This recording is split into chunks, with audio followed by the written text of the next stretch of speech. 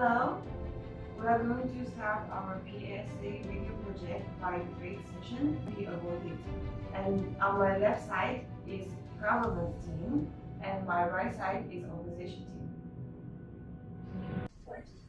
So, what is corruption? Corruption is the abuse of power by those in authority for their own personal benefit.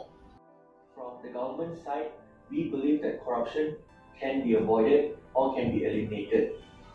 If you were to look at the current government system or in the public sector, we have internal controls in every government department. For example, as far as internal control is concerned, we have segregation of duties, we have authorization, we have proper documentation in every government department. Besides that, recently, high-profile government officials were required to declare their assets. For example, parliament members have declared their assets to be more transparent to the public, to show them that they are not involved in any form of corruption. We also have code of ethics which are being enforced in public sector, whereby government staff were required to follow those code of ethics strictly. Okay, first, I don't agree with your point about the internal control because I don't think so in public sector they are implementing an effective internal control because although there is so many policies, procedures they can follow, but I don't think like they are actually following or they are implementing that kind of internal controls policies. And then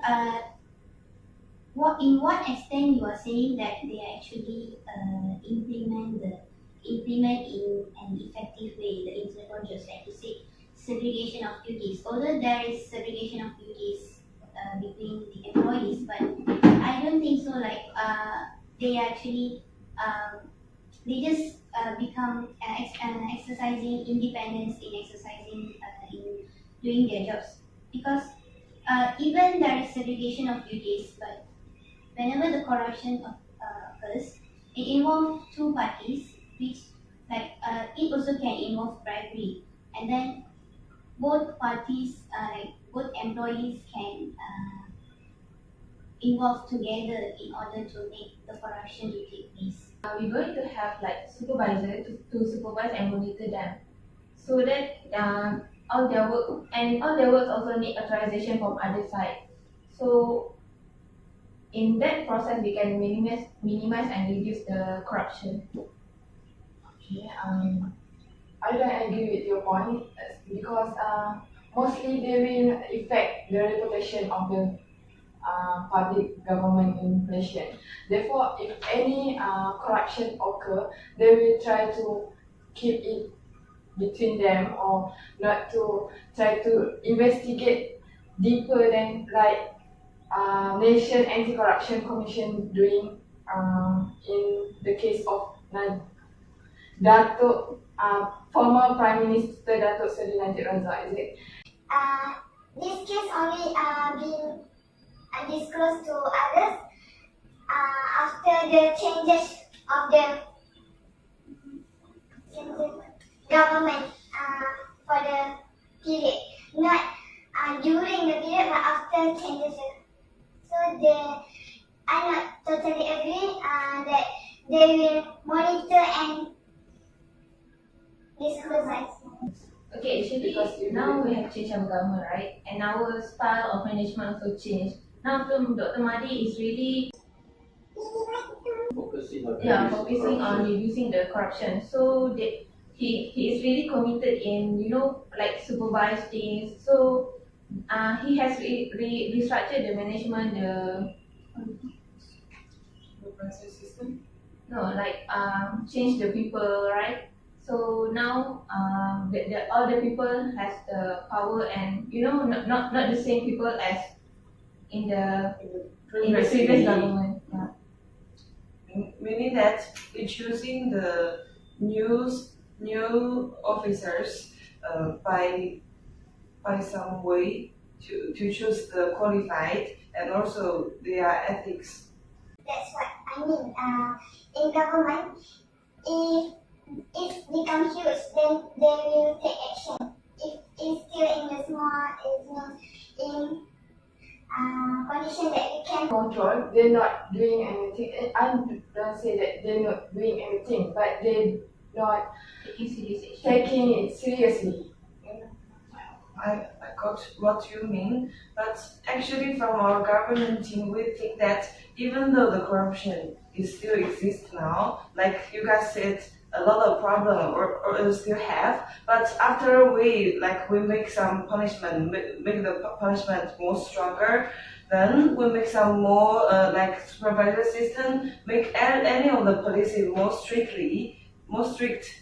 Then after that, in one day we will solve the corruption. Okay, you are saying that one day you're going to solve the problem, but is that prevention is more better or detection is more better? I think that after the corruption happened, then you're going to detect and then you're going to give in punishment, right? But I think it is more effective whenever you can try to avoid the corruption from occurring, because when you try to avoid, it is actually less costly than whenever you are trying to solve that problem. So how you gonna? Actually, why we make the punishment?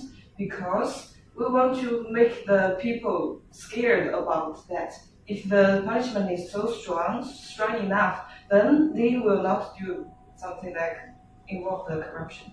So that is our point. The government has also taken measures to prevent corruption. As mentioned earlier, we have internal control systems in each and every public sector department. And we also have the code of ethics. Those are part of our agenda to prevent corruption from occurring. Okay, as conclusions, we have come up with 2 points about the corruption in Malaysia cannot be avoided. We not say that totally cannot be avoided. We just said cannot be avoided. So means that is some corruption still happens in Malaysia. So the first point is misuse of the power. Seems like lack of professional ethics at the top management level, especially we know the issues FGV and YDV is still in investigation. We don't know the final result of that issues, right? And then the second point is about the bribery case of when MDB also still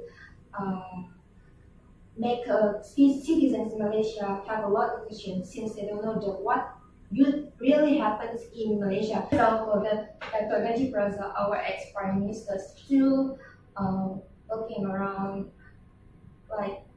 no action have been taken to him. And then I want to provide some facts from the Asia survey.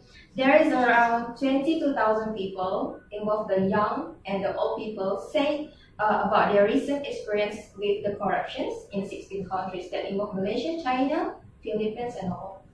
So Malaysia is, from the survey, Malaysia is currently in the top 3 level. The first one is China, 73%, Indonesia, 65%, and Malaysia is 59%. So the level, do you think Malaysia and Indonesia is not quite the difference, right? Just slightly different.